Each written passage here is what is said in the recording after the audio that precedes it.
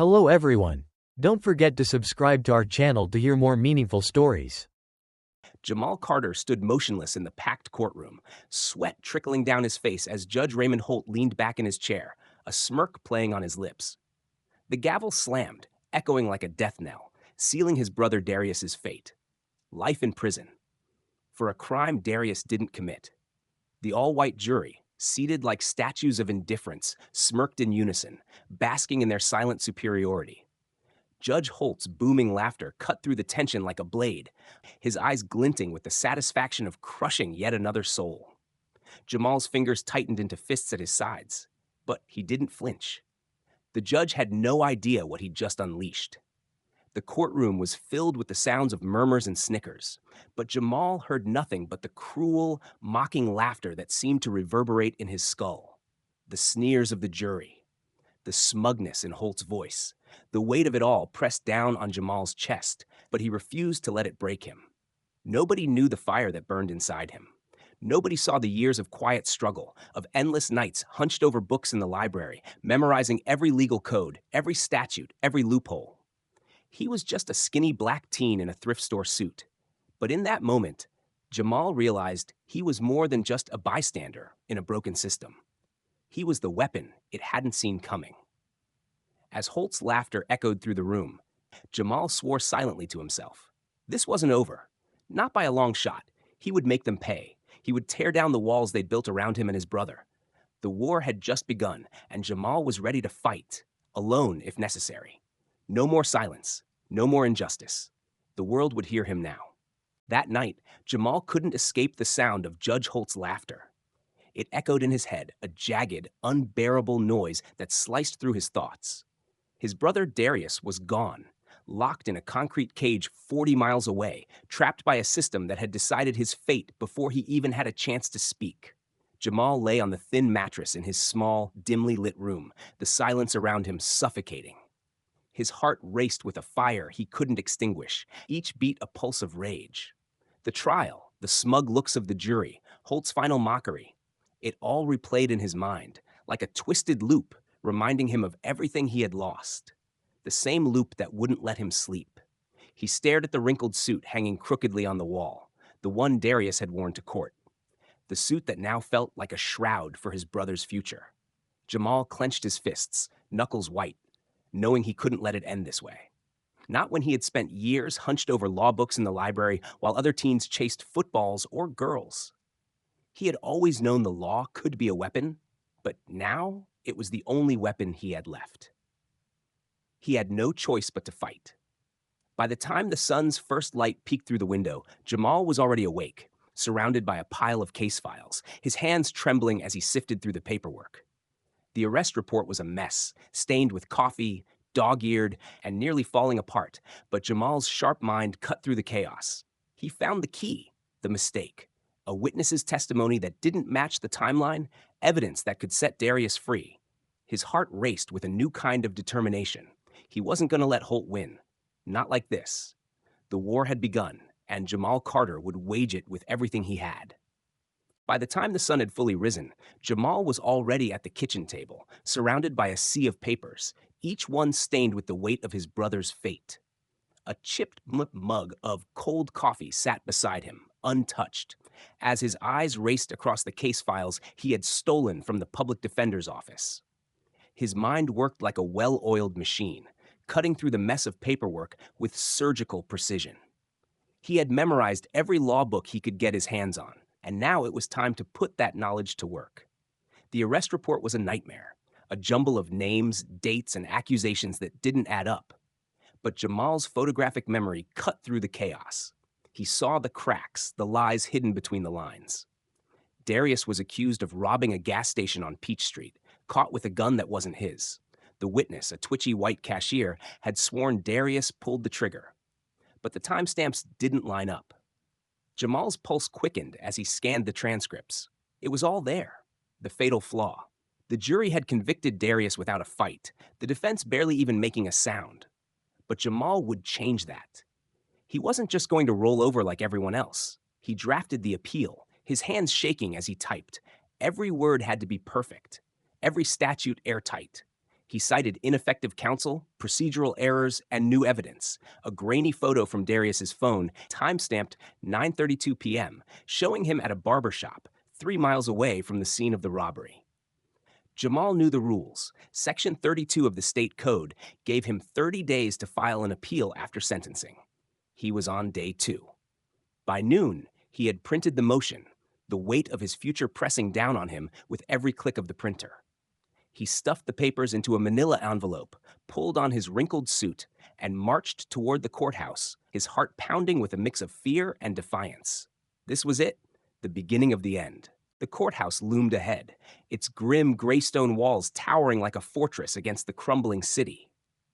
Jamal's shoes slapped against the cracked pavement as he approached, the weight of the envelope in his hand heavy with the promise of a fight he knew was about to unfold. He paused at the door, his breath catching in his throat, and stepped inside. The air smelled stale, thick with the scent of mildew and bureaucracy. He could feel the power in this place, a quiet, suffocating force that threatened to crush him before he even made it to the clerk's desk. His eyes scanned the room, a sea of gray suits, wooden panels, and harsh fluorescent lights. It felt like a labyrinth built to keep people like him out. He walked up to the counter, where Doris, the middle-aged white woman behind the desk, was tapping away at a computer, her lips pursed in annoyance. He slid the envelope across the counter, his voice steady but urgent. "I'm filing an appeal for Darius Carter, case number 7629, he said, trying to keep his hands from shaking. Doris barely glanced up, her eyes raking over his worn-out suit and scuffed shoes. She didn't even flinch when she saw the envelope. Instead, she let out a soft snort of derision, pushing the papers back toward him with a dismissive flick of her wrist. "Boy, you can't just waltz in here with that mess. You a lawyer?" she sneered, her voice laced with venom. Jamal swallowed the bitter lump that formed in his throat, the sting of the word boy hitting him harder than anything she could say.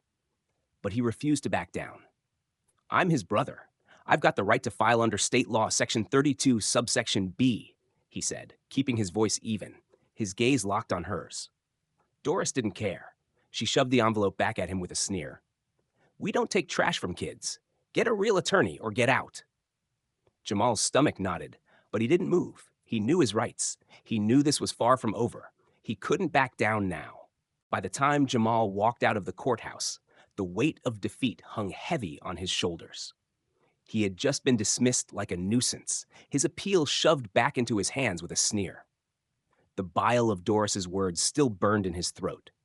As he stepped onto the cracked sidewalk, his phone buzzed with an unknown number flashing on the screen.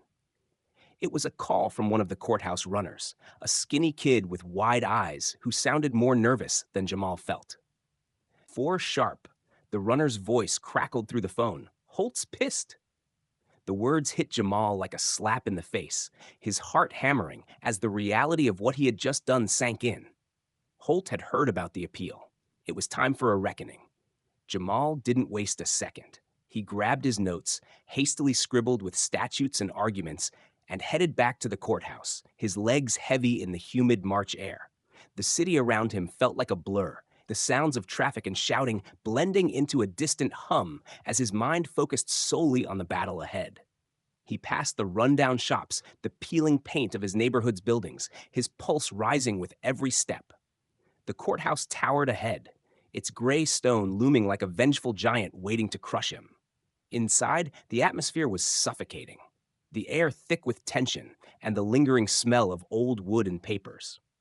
The courtroom was half full, a mix of board reporters and Holt's cronies, all sitting with the arrogance of those who held power. Darius wasn't there, still locked away in a prison 40 miles from here, but Jamal could feel his brother's presence with every breath he took.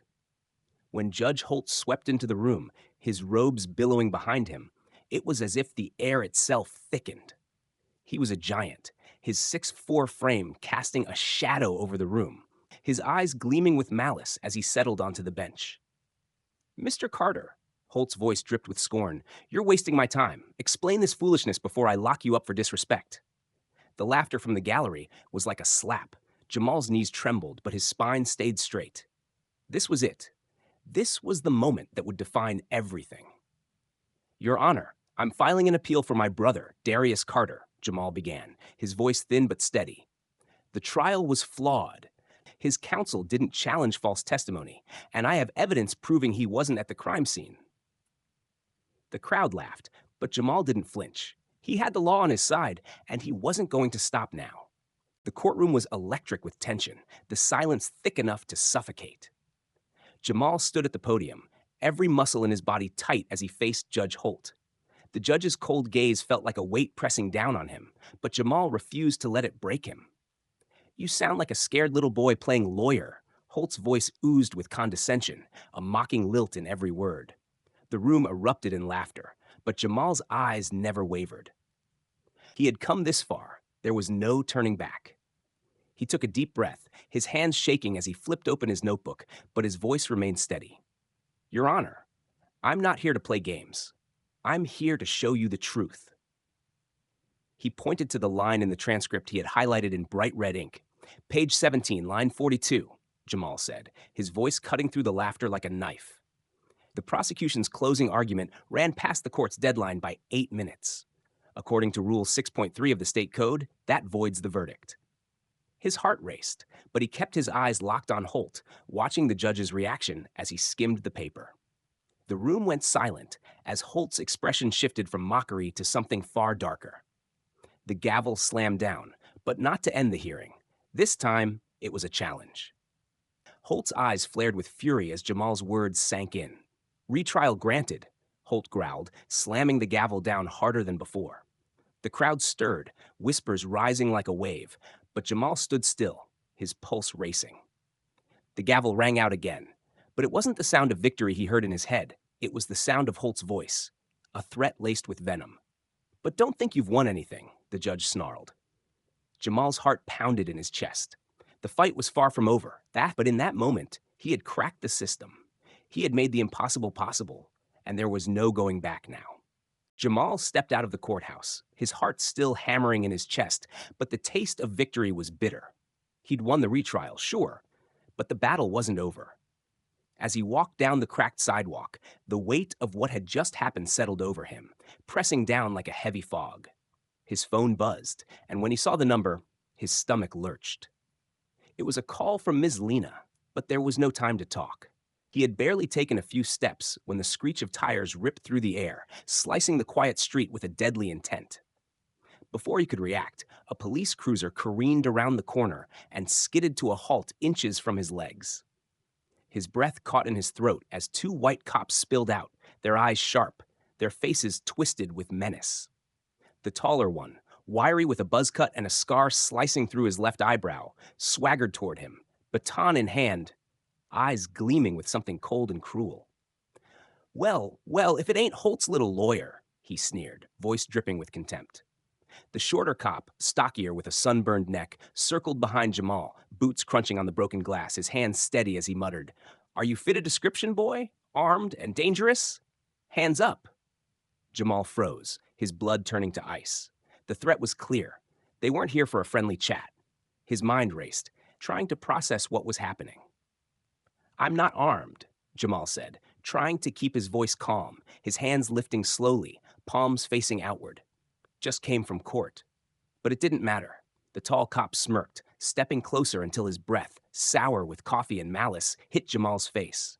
Without warning, he slammed Jamal against the cruiser's hood, the metal searing against his chest, pain shooting through his ribs as the cop's baton dug into his spine. The shorter cop grabbed his arms, twisting them behind his back and snapping the cuffs so tight they bit into his skin. "What's this?" the stocky cop muttered, fishing through Jamal's pocket. His hand emerged with a baggie of green, pungent weed Jamal had never seen before.